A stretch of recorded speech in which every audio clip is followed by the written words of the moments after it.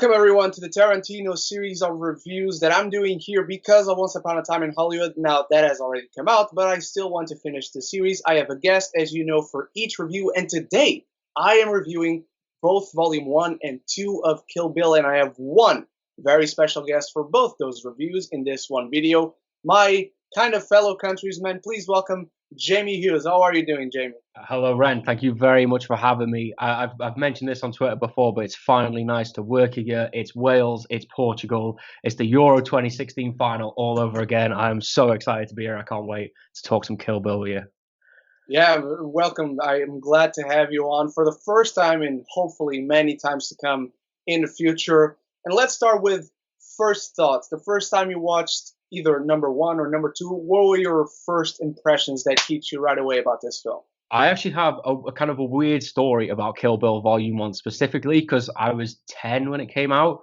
So I remember this was like the first Tarantino movie that I properly knew about. I remember I was in school and like everyone was like, "Oh my God, have you seen this like new Tarantino film?" And I think at the time it was probably his most marketable, if that makes sense. It was kind of the most kind of satisfactory to a mainstream audience. We say I just remember this movie being everywhere, and I said I didn't get to see it in the cinema because I was only like 10 when it came out, but just like seeing, especially the first movie as well, I just was just completely blown away by just how crazy it truly was. And I think for me, it was like the first time I'd seen Tarantino's like movies set. I suppose it was the first like actual Tarantino movie I saw, and yeah, it just blew my mind. I don't know about you, I don't know what your thoughts are on it, and or whether you have like a weird story about seeing the movie. I wouldn't say a weird story, but it's a story, I guess. First time I watched this film, actually, this was one of the later Tarantino films I watched. So I started with Reservoir Dogs, then I went on to Pulp Fiction.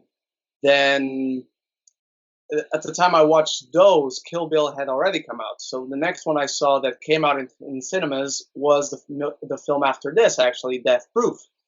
Then when Inglourious Basterds came out, I realized, oh, I gotta see Kill Bill. And at the time, I only saw Volume 1 because I didn't even realize there was a Volume 2. So Volume 2, I only watched around when Django came out. Mm. And stupidly enough, I didn't go back to the first one. So I had actually no memory of what happened in the first one. And seeing it today, it's not really hard to remember. So I was pretty stupid back then. No, so I've got to say I've watched these movies back to back over a couple of days, and they've all just blended into one film, which I suppose is what Tarantino wanted at the end of the day. But yeah, I couldn't remember bits that were going on in the first or second movie. Yeah, exactly. And let's talk about that a little bit because I feel like this is the first movie that said that Tarantino was on another level because he made a very, very long movie. Hmm. In total, both these movies combined are like 3 hours and something, more 4 hours, I think, almost. And you can tell, well, Tarantino says himself he wanted this to be one movie, but the studio came in, and I don't think that's a necessarily bad idea. We'll talk more in a bit because I think dividing these films both works on some aspects and doesn't work on others. And let's get into the story now. This is a revenge tale. It's a Western. It's an anime. It's as Tarantino as you can get in the best way possible. Beatrix Kiddo, the bride, goes to have revenge on her former teammates and her former boss. How would you describe the story if you were talking to someone who had never even heard of Kill Bill? Because I find it very hard to just sit I and know, describe. I know, and this is the thing is that I think of all the Tarantino films, this is probably the simplest story. But as you said, it's so hard to describe like what truly goes on. And I think for me, that's what's so great about it is that it is so simple, but at the same time, like you just can't explain it. It's like, oh yeah, 1 minute you're kind of in this like Japanese yakuza fight and there's blood flying everywhere, and then the next thing you know, we're in the middle of the desert and like somebody's getting their eye ripped out. You can't explain just how crazy this movie is. And as you said, I think in the best way possible, this is as Tarantino as it gets. And I do think that this movie may not be for everybody. I think it is, you either get it, not that you get it, I hate like kind of using that term, but you will get it or you won't. And yeah, I just, yeah, it's crazy. As I said, it's the simplest of Tarantino storytelling, but it's just the absolute craziest at the same time with all the references to like, I suppose old martial arts films, like westerns, as you said. Yeah, it's I know you asked me to describe this story, and I still can't. I think you start talking about it, and you just fall down a rabbit hole, like after at every step. Yeah, I feel exactly the same way. It's not an easy movie to describe, but as you said, it's a really simple story. This woman is going after people who wronged her, and she wants to kill them. Just so happens that one of them is the father of her daughter, which Hmm. was a really interesting twist, I guess, if you can call it that. That at the end of the first film, or at least halfway through the whole bloody affair, we find out that Beatrix's kid is alive, and therefore Bill's daughter Hmm. is alive. And I think that would have worked really well if it was a one movie. But watching it as two movies, even though I watched them back to back, I think the reveal just when Beatrix comes into Bill's house near the end and she sees him playing with their daughter, I think that would have been a much more impactful reveal. Like seeing the woman just break down all over again.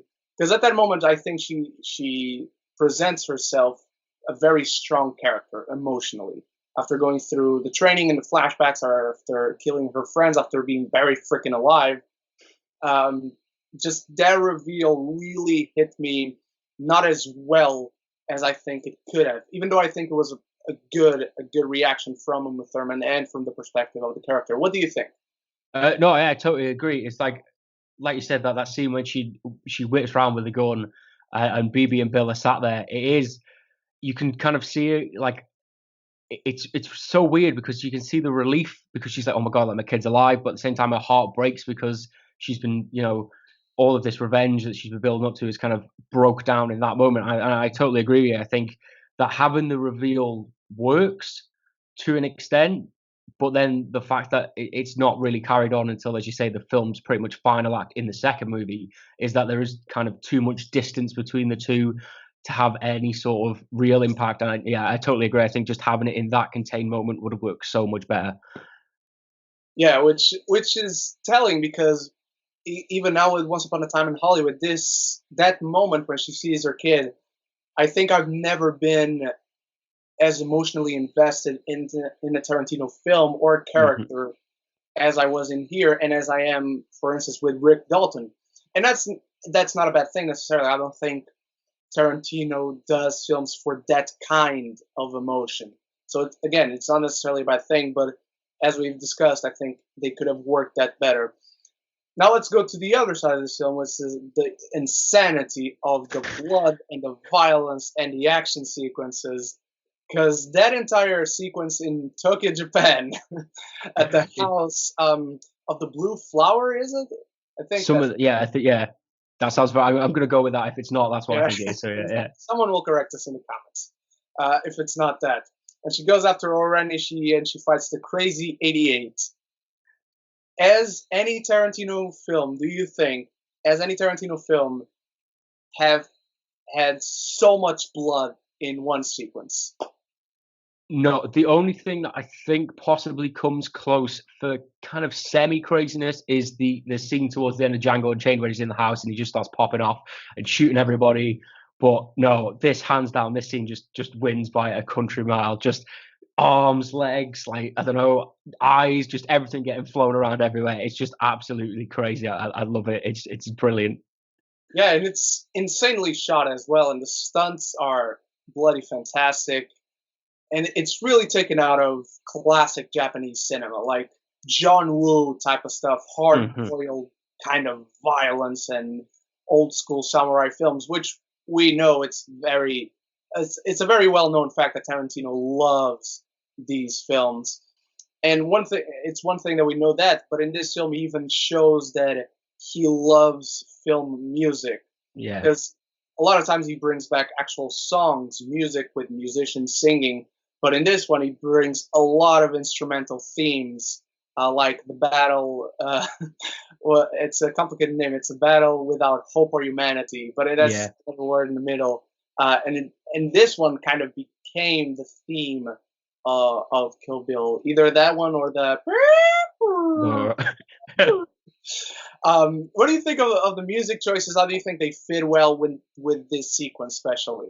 I love it. I say I can't remember the really long name. It just makes me laugh because I was watching an interview with Tarantino the other day, and he was like, it became the theme of Kill Bill, and it's like so many other films have now parodied that. And he was like, this it's in Team America, for God's sake. Do you know what I mean? You can't get any better than that. But yeah, I think what I love so much about this scene is, yeah, there's loads of great music. You have the I can't it's the song from The Office. It's what they do the lip sync to The Office too, when she's like just chopping legs off. You have that. But what I like the most about this scene is the lack of soundtrack. I think there's only a couple of instances where there is like little music interlaced into the scene, but for a lot of it, now if I can go back to school, like year 11 film studies, is it the use of non-diegetic sound or the Yeah. use of yeah, you with me? That where it's literally you can just hear like the swooshes of the swords and like the little grunts and stuff here. And I think I say for how influential this soundtrack is, and you know the layers that it does add to the story, I think stripping it back for that scene just adds to kind of how great Tarantino is, and just adds to the craziness of this. That you know you don't hear like just an awesome soundtrack. You literally just hear like just letting little grunts here and there. Yeah, I think the soundtrack is brilliant, but for that scene, the fact that they stripped it out just it elevates it to another level for me. I don't know if you feel the same about it or whether you know you No, would have liked I to have seen completely music added into it. Yeah, I completely agree. It's his very precise choice of where to put things in and take things out, just shows how much of a good director Hmm. he is. And I've been saying this in all the reviews until now. I love him as a director. I think he's one of the greatest of all time. But I even think he's a better writer. Yeah, In this film, however, there are a lot of things. This is going to sound weird, but this is a film that if someone tells me that it's too much Tarantino, I would absolutely see why. Because I think in this one, it's looking at both movies as a whole again. I think it's the one where he mixes the most different styles and takes. And I admire it because it shows how he can work with all those genres: the Western, the revenge thriller, the action film, the anime film. I really like all those aspects of this film, but sometimes they do feel weird. And going back to the writing part of this, the dialogue. From sequence to sequence, I love the dialogue. I love Tarantino dialogue. But sometimes, like when she goes to Bud or when she's talking to Oren Ishii, it feels like two different people, the same person actually, talking in two different movies. I don't know if I'm making myself clear. I don't know if that sounds too confusing. no, I kind of get what you mean. It's like she has kind of like yeah, I get what you mean, like different dialect, and maybe that is to maybe Tarantino is trying to show off the different relationships she had with each character, because I think it's kind of well known that she doesn't have the best relationship with Bud, whereas with Oren, she's kind of it feels like she's got more respect for her. But yeah, I get what you mean. Although it blends, it does jar a little bit as well, because I say she kind of goes. I think it's when she's talking to if it's the first woman she kills, and her name's got is it Copperhead? I know that's her Uh, alias. yeah, I've she got is Copperhead. uh, Yeah, I've got is it like Bernadette Green? I think that's it, yeah, like her real name.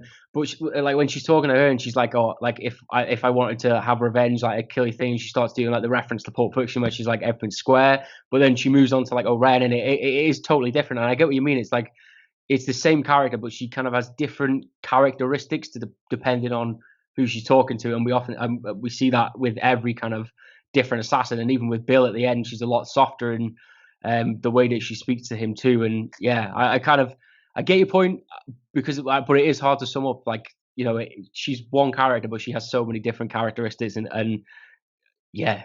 You know, I know what you mean, and you know what I mean, but it's really hard to kind of sum up in a yeah. But nice little I quote. get what you mean.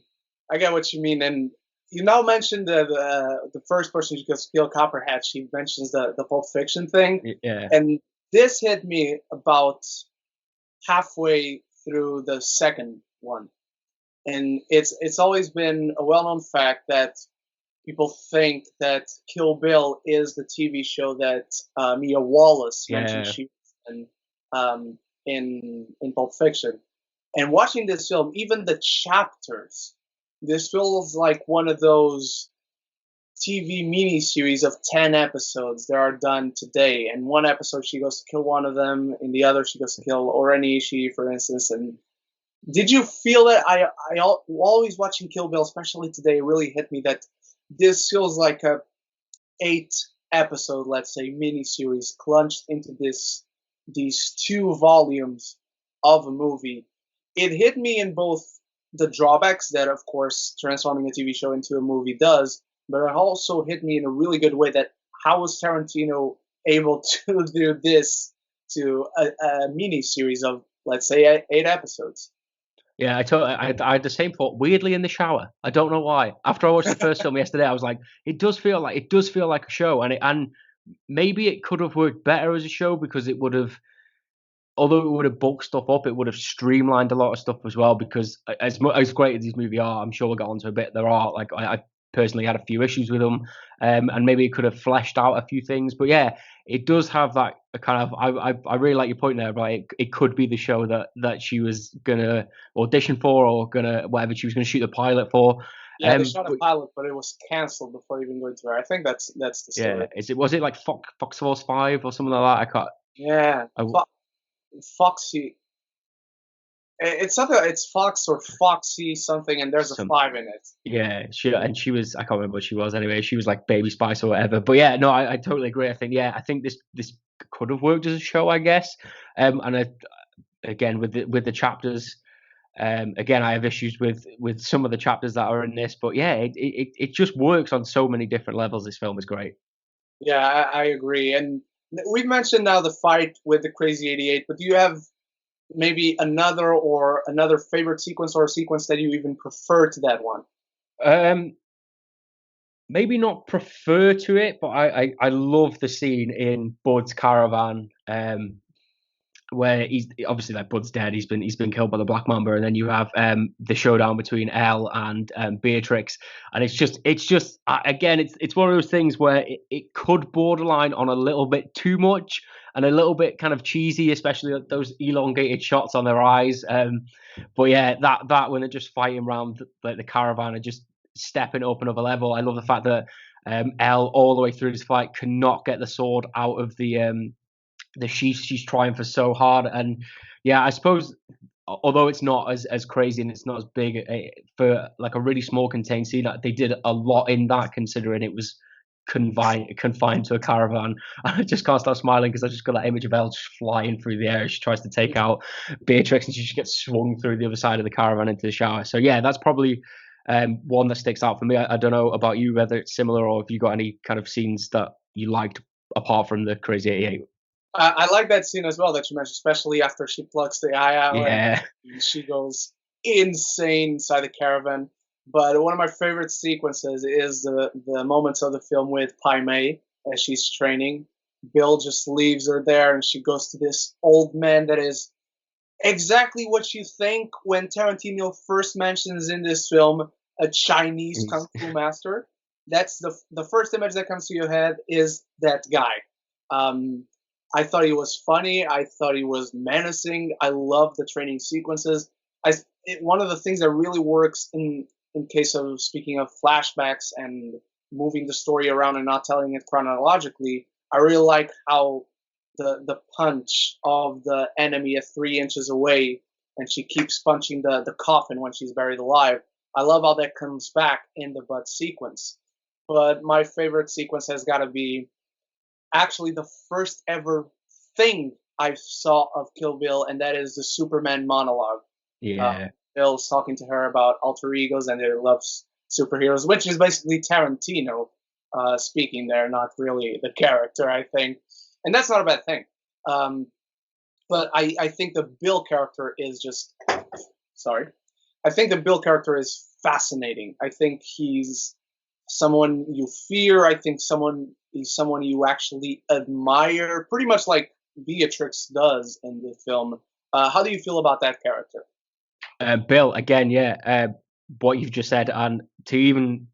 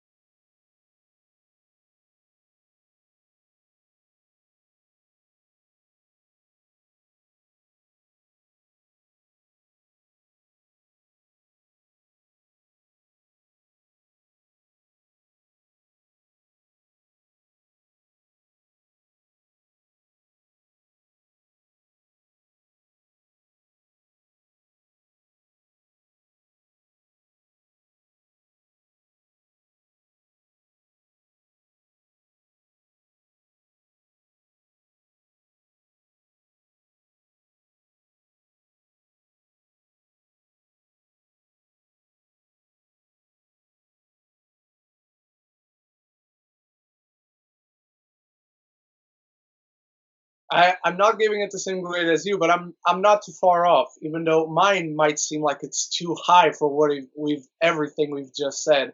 Again, because of all its drawbacks, even though they're there, and I can't deny that there are things that I just wish they could have done better. I think they accentuate what works best for this film, and it's an essential one. I think, even in its filmography, I might prefer Once Upon a Time to Hollywood, but I still give them the same grade, and that is one of an A minus.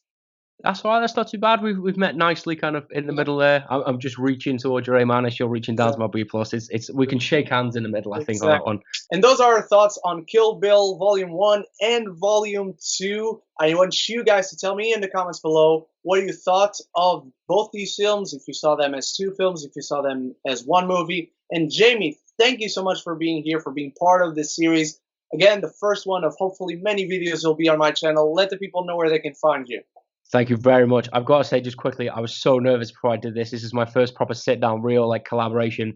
And Ren, you've been a sweetheart. You've calmed me, and yeah, it's been brilliant. Hopefully, I haven't waffled too much. But if you do like what I've been waffling about, then you can check me out. I am the Jamie Hughes Show on YouTube, and you can follow me on Twitter and tell me like how wrong I was about giving this movie a B plus. So I'm Jamie Hughes 17 on Twitter, and it's the Jamie Hughes Show right here on YouTube. My pleasure having you on. And guys, Jamie's links will be in the description. Again, Jamie, thank you so much for being here. And everyone, thank you so much for watching. We'll be back with the last two reviews for Death Proof and Django Unchained and Inglourious Basterds. I forgot that one.